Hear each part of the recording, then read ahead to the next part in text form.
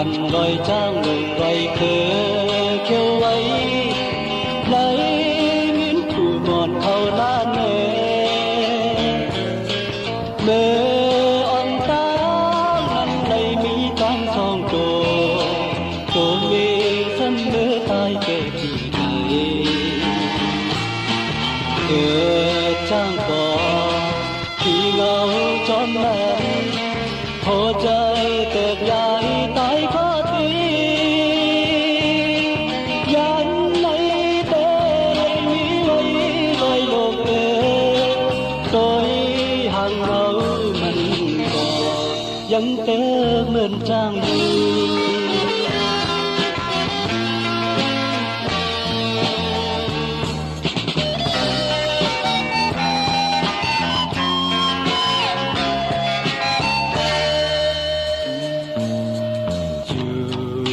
rồi trang lùng mông tôi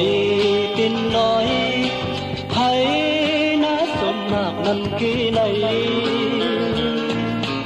tàn hóp mơ ngày hoàn con sau lời tên ti tăng xưa trở về rồi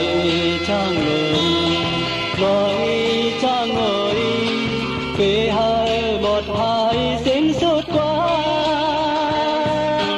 khen trôi tên hơi có cứ nuôi ta xin côn ta côn sẵn ngày tháo tăng khơn nhà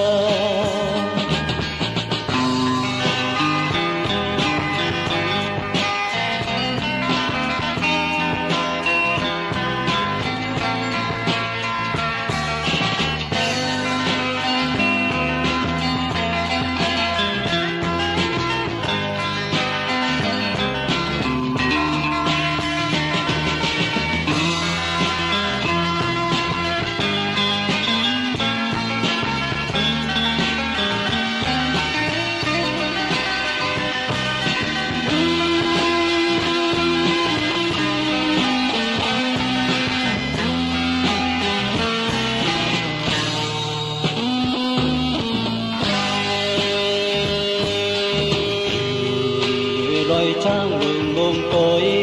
tin nói hãy nát xuân mạc năm ký này tàn hóp mơ ngày hoàn con sau đời dù tên ti tăng sơ trở về rồi trang lùng nói trang ơi